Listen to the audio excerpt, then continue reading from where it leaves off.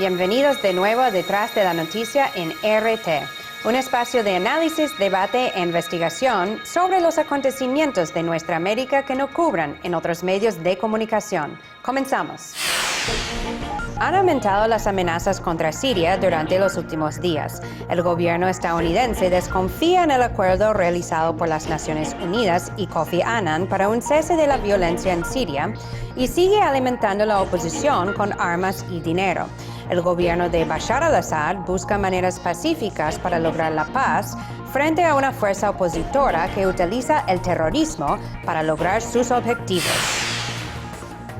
Venezuela conmemora 10 años desde el golpe de Estado de 11 de abril de 2002, que brevemente removió al presidente Hugo Chávez del poder. El pueblo venezolano en su mayoría salió a las calles a reclamar el regreso de su jefe de Estado y Chávez fue rescatado por fuerzas leales 2 días después. Hoy, la revolución bolivariana sigue en marcha y el presidente Chávez, a pesar de estar enfermo del cáncer, ha crecido en popularidad. Y la misma oposición que dirigió el golpe sigue intentando recuperar el poder de cualquier manera. Desde que el expresidente de Colombia, Álvaro Uribe, dejó el poder en agosto de 2010, no ha cesado en sus ataques contra el presidente Hugo Chávez de Venezuela. Ahora, Uribe pretende crear un frente internacional contra Chávez y otros gobiernos progresistas de la región, con la intención de sabotear sus relaciones exteriores e impedir su reelección. Uribe ha logrado el apoyo de los gobiernos de España y Washington, desde donde financian sus objetivos desestabilizadores en América Latina. Desde hace un año, Siria ha estado en una situación de conflicto. El gobierno de Bashar al-Assad ha venido implementando reformas políticas, sociales y económicas, e incluso promovió una reforma constitucional hace unos meses que fue aprobada por una mayoría. No obstante, la oposición sigue insistiendo en su derrocamiento y ha mantenido al país en un escenario de guerra, de conflicto. El gobierno de los Estados Unidos, junto a algunos de sus aliados en el Medio Oriente, como Qatar, han dado financiamiento y hasta armamento a la oposición en Siria, manteniendo el país así al borde de una guerra civil. Washington también ha llamado abiertamente para la renuncia de Bashar al-Assad y ha dudado del recién acuerdo logrado por las Naciones Unidas y Kofi Annan para un cese de fuego en el país árabe. Rusia también ha jugado un papel muy importante en los esfuerzos para lograr una solución pacífica a la crisis en Siria. Les invito a ver un poco más a continuación. Una aspirina para bajar la fiebre de violencia. Este jueves en Siria entró en vigor el plan de paz del enviado especial de Naciones Unidas, Kofi Annan. La iniciativa propone el cese al fuego tanto por parte del gobierno como de las fuerzas opositoras. En las primeras horas del día límite se reportó que ambas partes rindieron las armas, despertando en los sirios la esperanza del próximo fin de los sangrientos enfrentamientos. Apoyamos el cese al fuego, todos los sirios lo apoyamos, porque ya estamos cansados de este caos y todo lo que ocurre aquí. La iniciativa de Annan es buena, a condición de que se respete la soberanía siria. Apoyamos el cese al fuego, pero estamos en contra de la retirada del ejército si esto lleva al desorden y a la expansión de los grupos armados terroristas. Y para prevenir posibles provocaciones, algunos países apoyaron la idea de enviar observadores internacionales a Siria para monitorear la situación interna. Abogamos para que se envíe cuanto antes observadores internacionales a Siria, puesto que la parte del plan del cese al fuego supone como condición la supervisión internacional eficaz. No excluimos la posibilidad de eventuales provocaciones. Por eso, la presencia de observadores independientes en terreno sirio es muy importante. Muchos ven el plan de Kofi Annan como la única salida pacífica de la crisis siria, que desde marzo del 2011 se ha cobrado más de 9.000 vidas según la ONU. Anteriormente, la resolución respecto a Siria fue vetada 2 veces en el Consejo de Seguridad por parte de Rusia y China. Ambos países no aprobaron el documento, alegando temores a que se usara para justificar una intervención militar. La principal exigencia de la oposición y de la mayoría de los países occidentales es la dimisión del líder actual Bashar al-Assad. Sin embargo, el mismo emisario internacional sostiene que esta decisión está en manos de la población. La dimisión del presidente Bashar al-Assad es uno de los asuntos que deben ser decididos por los propios sirios.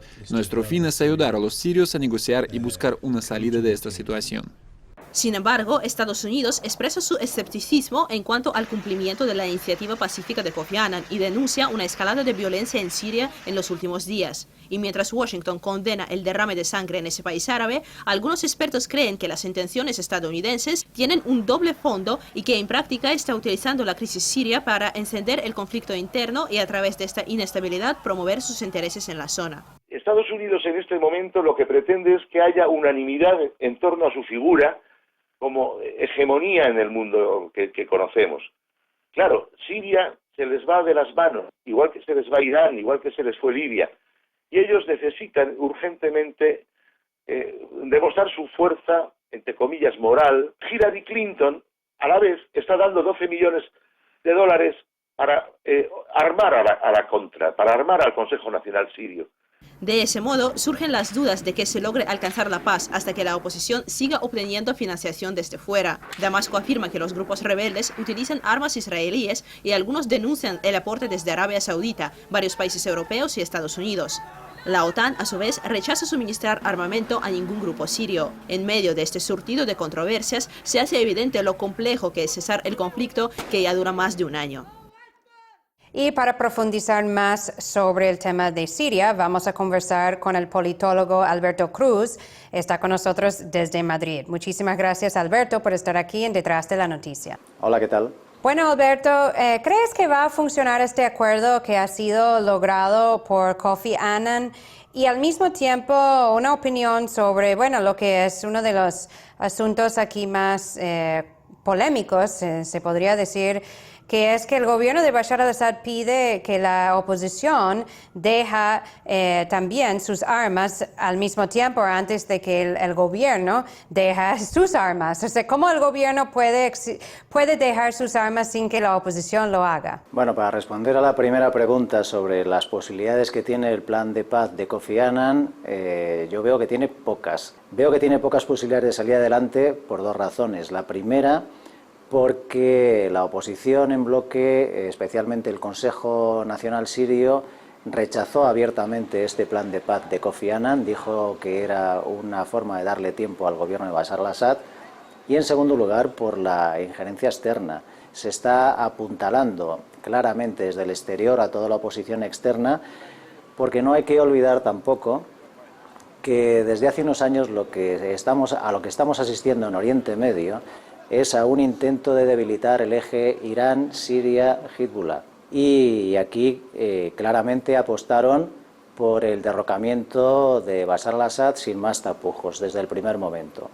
Bueno, justamente para ampliar aún más sobre lo que ha sido esa injerencia externa, o sea, hay un nivel de injerencia externa ya muy conocida, admitida, como es el suministro de financiamiento, tanto como armas, equipos de comunicación a estos grupos de la oposición, algunos que ya muy conocidos, que son grupos incluso que han estado ejecutando acciones que se podrían clasificar como terroristas o violentos, como el Ejército Libre de Siria. Al mismo tiempo, el gobierno estadounidense ha llamado abiertamente, ha insistido en la renuncia de Bashar al-Assad.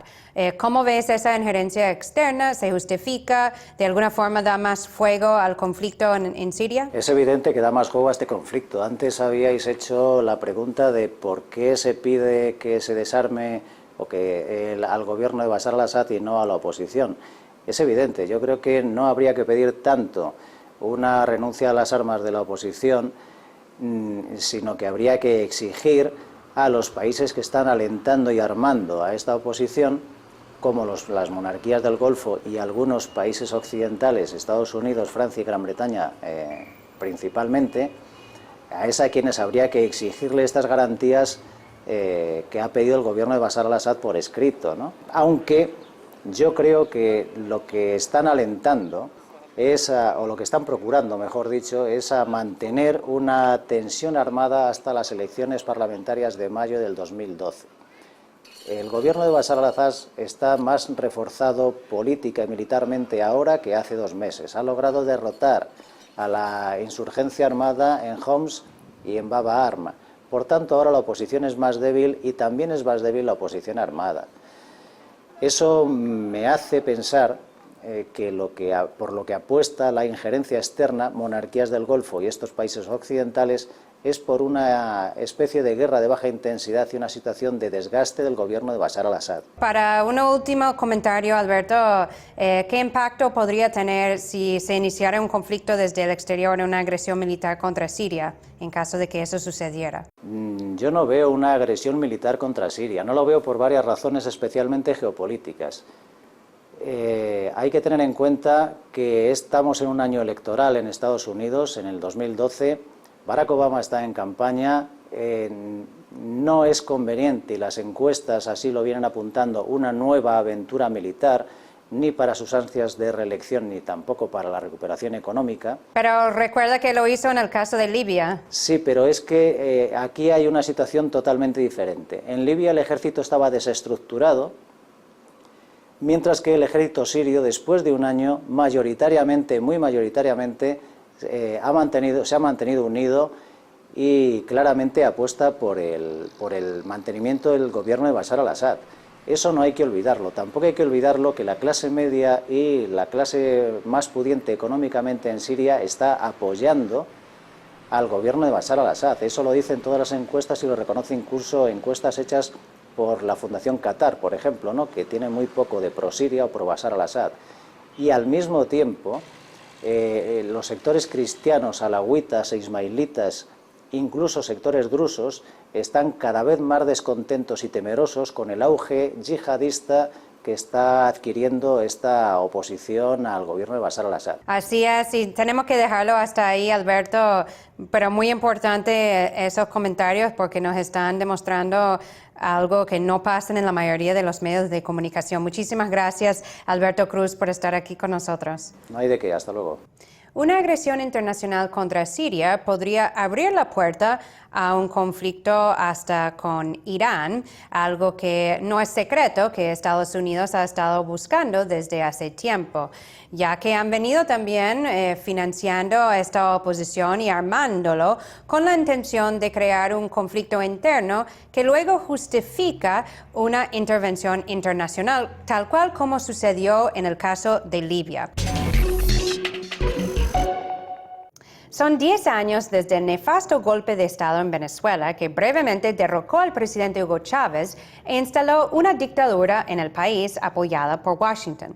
Gracias a la fuerza y resistencia del pueblo venezolano, el golpe solo duró 48 horas y el presidente Chávez fue regresado al poder en uno de los acontecimientos más importantes de la historia latinoamericana.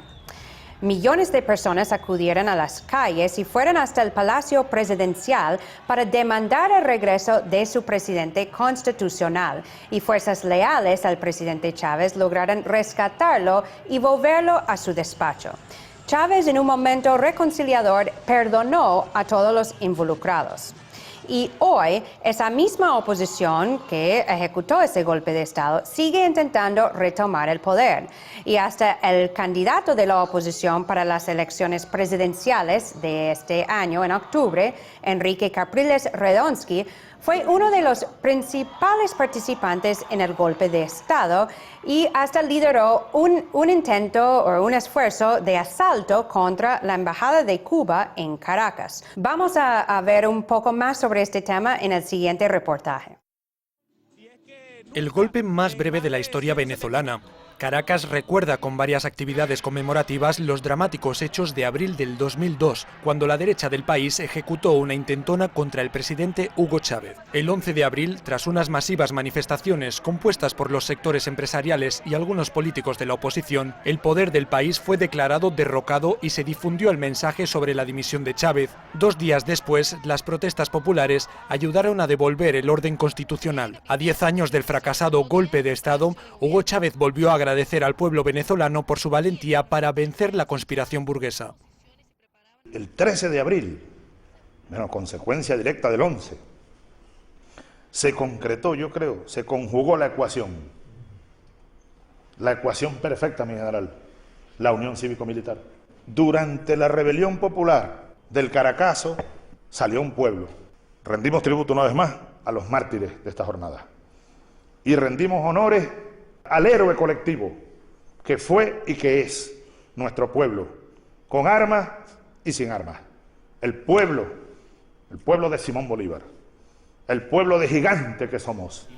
Y ahora, mientras Hugo Chávez vuelve a someterse a los ciclos de radioterapia contra el cáncer que padece, las nuevas batallas se encienden en Venezuela, ganando terreno mediático. Según varios expertos, algunos sectores, igual que 10 años atrás, buscan desestabilizar la situación en Venezuela, esta vez a través de las especulaciones sobre el estado de salud de Chávez, que surgen en la prensa opositora. Son medios manejados por las empresas. Es decir, le parece ser que la verdad para ellos es algo secundario. Dan una información con la intención de crear matrices de opinión negativas en determinadas direcciones. En las próximas elecciones, Hugo Chávez se enfrentará a Enrique Capriles Radonsky, actual gobernador del estado venezolano de Miranda. Este candidato fue vinculado a los hechos del 11 de abril de 2002 e incluso fue acusado de irrumpir en la embajada de Cuba, el blanco del ataque de los golpistas. Ahora, en su campaña electoral, Capriles vuelve a lanzar críticas contra el gobierno y llama a renovar el sistema político venezolano. Todos los indicadores económicos en nuestro país, a pesar de estar en una bonanza petrolera, el país va por un mal rumbo. Lo que quiere decir, sin duda alguna, que el gobierno está en un proceso de ir, en mi opinión, ir cerrando un ciclo, de darle la oportunidad a que en el país haya un proceso de renovación. Mientras tanto, el presidente Hugo Chávez ha decretado recientemente un incremento del salario mínimo en más del 30%, lo que coloca a Venezuela en el primer lugar en cuanto a ese índice en Latinoamérica. Según los cálculos oficiales, unos 4 millones de trabajadores, así como los pensionistas, se verán beneficiados por este aumento. Y ahora vamos a analizar más sobre el 10º aniversario del golpe de Estado en Venezuela con Juan Carlos Zambrana. Él es analista político y escritor y está con nosotros desde Washington. Muchísimas gracias, Juan Carlos, por estar aquí en Detrás de la Noticia. Gracias a ti, Eva, es un placer. Bueno, Juan Carlos, a 10 años de ese golpe de Estado que ocurrió en Venezuela, que brevemente derrocó al presidente Hugo Chávez del poder, hoy la revolución bolivariana está más consolidada, está más fortalecida y el presidente Chávez mantiene una popularidad muy alta. ¿Crees que el golpe ayudó de alguna forma a consolidar la revolución en Venezuela, aunque no fue su propósito principal, obviamente? Bueno, uno de los efectos colaterales de los golpes de Estado es que decantan en realidad las lealtades, porque los golpistas podían estar mimetizados en algunas funciones democráticas, se sacan las caretas y muestran sus verdaderos colores. En este caso, pues los colores fueron bastante feitos porque, aparte de ser antidemocráticos, son un poquito traidores a los intereses nacionales, ¿no? Porque estaban atentando contra un proceso de cambio hacia una sociedad más justa y descolonizador. Entonces, el pueblo sabe perfectamente quién lo defiende y quién trata de entregarlo, ¿no? En ese sentido, sí creo que le ayudó al presidente. Bueno, hablando sobre quienes ejecutaron ese golpe, justamente uno de los principales participantes en el golpe de Estado en Venezuela hace 10 años es ahora el principal candidato de la oposición para las elecciones presidenciales que van a tomar lugar en Venezuela este año en octubre, Enrique Capriles Radonsky. Participó en un golpe, violó la Constitución de Venezuela, e incluso apoyó, un proceso de dictadura en el país y ahora quiere representar al país a través de un proceso democrático. O sea, ¿no hay una contradicción y una hipocresía en esas acciones? Bueno, hay que tener en claro que la defensa de la democracia nunca ha sido un objetivo de la derecha latinoamericana. Por el contrario, la derecha siempre ha sido un accesorio, un mecanismo para el saqueo. Considerando que nuestros pueblos en gran medida, han vivido exportando los recursos naturales, hemos sido víctimas de saqueo de las potencias que lo consideran estratégicos. Pero nunca lo han hecho solas las potencias, lo hacen con la complicidad de estas oligarquías locales que se enriquecen con eso. Por lo tanto, en la política eso se ha reflejado históricamente. La derecha siempre ha defendido, ha apoyado el saqueo, y la derecha ha sido perseguida, asesinada y hasta ahora resistida por defender al pueblo y por defender los recursos naturales. Entonces, la derecha no tiene argumentos válidos para competir en democracia y convencer a un pueblo de seguir siendo explotado. Entonces recurren al magnicidio, al golpe de Estado, y lo que hacen es encaramarse en el poder para legitimizarlo con los millones que le llegan del exterior y después legislar a favor de ellos mismos para restaurar la estructura que permite el saqueo. Cuando hablamos del golpe de Estado en Venezuela en abril de 2002, estamos hablando del siglo XXI y un golpe además apoyado por Washington, utilizando ONGs, las agencias como USAID, como la NED, etcétera, para canalizar los fondos y apoyar la oposición.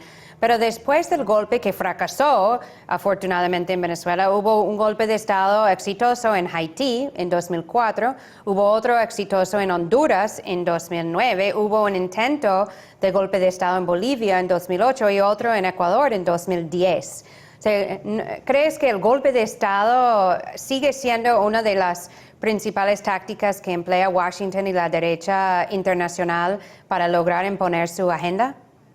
Sí, cómo no, es un recurso que siempre lo han utilizado porque tienen recursos para ellos. Tú ya viste cuando se reunió ahí en el Capitolio la extrema derecha después de la victoria que tuvieron en las elecciones de medio término, cuando bajo el título de peligro en los Andes, amenaza contra la democracia y yara. Entonces se reúnen todos ellos a ponerle nuevo rótulo, nuevo nombre a las motivaciones por las cuales pueden intervenir. Entre esos estaba la defensa de la democracia, la defensa de los derechos humanos, la defensa de muchas excusas que pueden tener, terrorismo, nos van a vincular con todo. Entonces, sí, ellos tienen como último recurso la invasión armada, y lo que tú mencionabas de Honduras es una vergüenza. Ellos acusan a Venezuela de narcoestado, acusan a Bolivia de narcoestado, y sin embargo es ahí donde han establecido un verdadero narcoestado con soporte estatal y con el silencio cómplice de Estados Unidos, con el apoyo de Estados Unidos. Entonces ahora dicen que la gran cantidad de droga pasa por Venezuela, que se ha convertido en un país tránsito. Todo el mundo sabe, y ellos mismos saben, la inteligencia, que el 87% de la droga que llega a este país pasa por Centroamérica, incluido por el lado de Honduras. Entonces, sí, son barbaridades que se hacen y que el mundo se traga esas mentiras porque ellos controlan la información. Por eso, nuevamente, desde que descubrieron que el ser humano reacciona no a la realidad, sino a la percepción de la realidad, la derecha se dedicó a invertir millones en cambiar esa percepción de la realidad que pueda tener el público. Y ahí está la guerra, Eva, es mediática. Así es, y los golpes también siguen siendo una gran amenaza para los pueblos latinoamericanos. Muchísimas gracias a Juan Carlos Zambrana por estar aquí hoy con nosotros. Ok, Eva, gracias a ti. Aunque el presidente Hugo Chávez ha enfrentado una fuerte enfermedad este año, el cáncer, sigue aumentando su popularidad. Y todas las encuestas indican que mantiene un gran margen de apoyo por encima del candidato presidencial de la oposición. Y aunque las amenazas internas y externas persisten, el presidente Hugo Chávez y el pueblo venezolano se han mostrado capaces de vencer hasta los más difíciles obstáculos.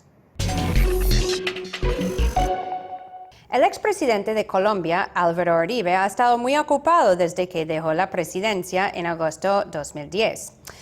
Su obsesión con el presidente de Venezuela, Hugo Chávez, ahora se ha convertido en su trabajo principal. Y Uribe pretende crear ahora un frente internacional contra el gobierno de Chávez y también contra de otros gobiernos progresistas en la región, como Rafael Correa en Ecuador.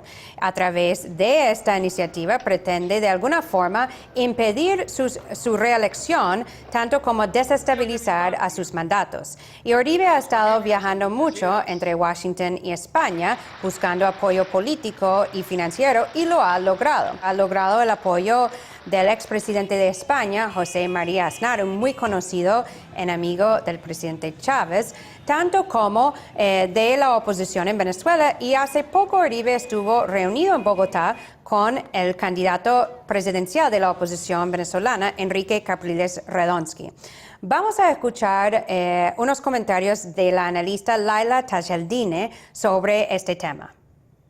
Hoy Estados Unidos está de todas las formas tratando de desestabilizar nuestro territorio, a través de organizaciones no gubernamentales, a través de estos tipos de fundaciones y estos tipos de caretas como lo es Álvaro Uribe y todos sus amigos expresidentes que durante su mandato solamente sirvieron a los intereses de los Estados Unidos. Entonces es una relación totalmente estrecha que incluso, y ya fue denunciado por el propio presidente Chávez, que tiene extensión hacia el ahora candidato presidencial de la derecha del capitalismo, como lo es Enrique Capriles Radonsky, que con el apoyo de Álvaro Uribe, pero más en el fondo, con el apoyo de los Estados Unidos, pretenden desestabilizarnos aquí en Venezuela y llevar este clima de paz que va hacia las elecciones con un clima de guerra, de desesperación, de desestabilización,